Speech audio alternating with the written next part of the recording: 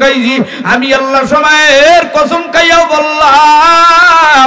আসরুন শব্দের অর্থ হলো সময়, আসরুন শব্দের অর্থ সময়, ওয়াও হরফের অর্থ হলো কসম। আল্লাহ তাআলা সময়ের কসম খায় ডাক দিয়া বলে, এ পৃথিবীর মানুষ, টাঙ্গাইলের ইমানদার, আমার আল্লাহ সময়ের কসম কাটলেন কেন? সময়ের শপথ কাটার পরে বলে, সময় দিছি আমি আল্লাহর গোলামি করার জন্য, ডিউটি করার জন্য, ইবাদত করার জন্য, আমি আল্লাহরে রাজি খুশি করার জন্য। আমরা এই জায়গায় আসছি লক্ষ্য হইল মালিক তোমারে চাই, তোমার জাহান্নাম থেকে মুক্তি পেতে চাই। কথা কোন ঠিক কিনা? এই সময় দুনিয়ার বহু জায়গায় বহু মানুষ বিড়ির আড্ডায়, টিভির আড্ডায়, চাষের আড্ডায়, জুয়ার আড্ডায়, বিভিন্ন গিবার শেখায়তের আড্ডায়, আমাকে আল্লাহ চারটা আড্ডার ভিতরে রাখে না। তিন রাস্তার মোড়ে চায়ের দোকানে টেবিল থাপড়ায় কত নেতা চায়ের দোকানের চায়ের কাপ ভেঙেছি। তিন রাস্তার মোড়ে ছোট ছোট দোকানের ভিতরে বাংলাদেশ সহ বিভিন্ন জায়গায় বহু পাতি নেতা আছে যারা এই সমস্ত মুরব্বীদের সামনেও ধমক দিয়া কথা বলি। যাই খুঁজা দেখবেন বাড়িতে চুলার পিঠে বিলই ঘুমায়, চাউল নাই ঘরে, নেতার অভাব নাই, ঘরের ভিতরে বিবির সাথে সুসম্পর্ক নাই, ঘরের ভিতরে মা বাবা ভাই ব্রাদারের সাথে সম্পর্ক নাই। আর আমরা এখানে আসছি এই সময়ের ভিতরে মালিক তোমার সাথে গভীর সম্পর্ক করতে চাই, তোমার সাথে বন্ধুত্ব করতে চাই। আল্লাহ বলে সময়ের শপথ, সময়ের কসম।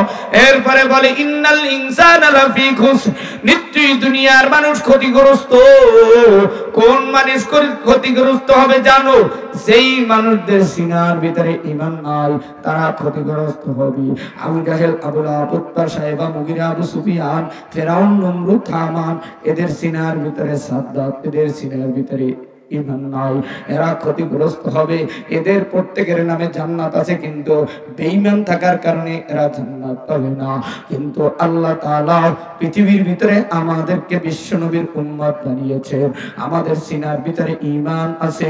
আল্লাহ বলে ইল্লাল্লাযীনা আমানু, ঈমানদারেরা তোমাদের জন্য সুসংবাদ, তোমাদের জন্য আমাদের জন্য সুসংবাদ। ইল্লাল্লাযীনা আমানু, এইবার একটু আওয়াজ দেওয়া বলেন আমরা ঈমানদার নাকি বেঈমান?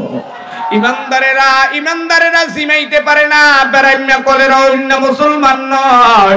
ইমানদারেরা আওয়াজ দিবে আবু বকর, ওমর, ওসমান, আলীর মতো, এ মুহাম্মাদের সৈনিকেরা, বাংলার ইমানদারেরা, ইমান নামের গাছ যারা জিন্দা করতে চাও, ও মুসলমানেরা, ইমান নামের 3.5 নৌকা নিয়ে যারা আল্লাহর জান্নাতের সিঁড়িতে যারা কদম দিতে চাও, তোমরা একটু আওয়াজ দিয়ে বলো কালিমা পড়েছি জান্নাতে যাওয়ার জন্য, তওবা করেছি জান্নাতে যাওয়ার জন্য, ঈমান এনেছি মালিক তোমার সাথে বন্ধুত্ব করার জন্য, এবার ঈমান নামের গাছ জিন্দা করার জন্য।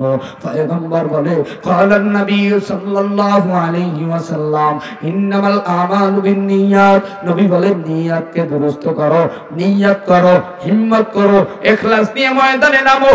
তরবিয়ত শোনার জন্য বক্তার বয়ানে আসছো, যেই বক্তার বয়ান শোনার জন্য আসছো, এই বক্তার ভিতরে তো ইলমে সরফ নাই, ইলমে নাহু নাই, ইলমে লুগাত নাই, ইলমে বালাগাত নাই, ইলমে ফাসাহাত নাই, ইলমে তাফসীর নাই, ইলমে হাদিস নাই, ইলমে মানতিক নাই, এই উসুল ফিকহ নাই, উসুল হাদিস নাই। তবে কার বয়ান শুনতে আসছো? কণ্ঠ, সুর, এগুলো দেখবে না, আল্লাহ দেখবে মনের তাকওয়া। হা হুনা তাকওয়া, তাকওয়া হা হুনা। তাকওয়া মানে ভয়, খাউফুন মানেও ভয়, খাশিয়াতুন মানেও ভয়। বান্দা বান্দিরে অন্তরের ভিতরে আল্লাহর ভয়।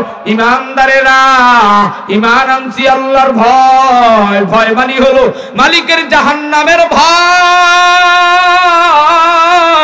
মালিক তোমার জাহান্নামের আগুন সহ্য করতে পারবো না, এই জন্য তোমার উপর ঈমান আনছি, ফেরেশতার উপর ঈমান আনছি, মদিনার নবীর উপর ঈমান আনছি, কোরআনের উপর ঈমান আনছি, জান্নাত জাহান্নামের উপর ঈমান আনছি।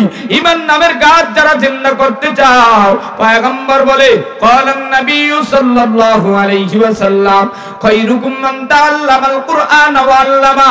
কোরআন শেখো, কোরআন শিখাও। এদের মতো উত্তম পৃথিবীতে নাই। যারা কোরআন শিখাবে, কোরআন শিখবে, এরা মালিকের জান্নাতে যাবে। আজকে 3 নম্বরের অঙ্গীকারবদ্ধ হতে চায় মদিনার নবী বাইতুল্লাহ যেমনি ভাবে আরকাম রাদিয়াল্লাহু তাআলা নূর বাড়িতে কোরআনের দরদ দিয়েছে 40 জন সাহাবাদেরকে নিয়া, এখানে দেখতে না পেরে মদিনায় গিয়ে 70 জন নিয়া আসহাবে সুফফা নামক মাদ্রাসায় কোরআনের ট্রেনিং দেয়। আল্লাহর নবী যেমনি ভাবে কোরআনের জন্য মেহনত করেছে, আমরাও কোরআন পড়ব, কোরআন ধরব, কোরআন শিখবো, কোরআন শিখাবো। কারা কারা? তারা দুটো হাত তুলে আমার মালিক আল্লাহর দেখা দাও। আজ যুবকরা আল্লাহ বললে আরেকটা জোরে ডাক দাও, আরেকটু জোরে কও। কিসসা কব, ঘটনা বলবো, তাইলেই তো অনেক মজা লাগবে। কিসসাও বলবো, ঘটনাও বলবো। আব্বা জানেরা, যুবক ভাইরা, ইমানদারেরা শোনো, 3 নম্বরের ঔষধ হায়ার অ্যান্টিবায়োটিক ঔষধ কোরআন সিনায় যাদের থাকবে তার দুনিয়ার কোনো কেউ লাগবে না। কোরআন যুবকের ন্যায় মাথার কাছে থাকবে, ইন্দারসি মাথার কাছে থাকবে। কোরআন সাক্ষী দিয়ে জান্নাতে নিবে। দুনিয়ার ভিতরে মালিক তোমার বান্দা কোরআন ছাড়ে নাই, কোরআন ভুলে নাই।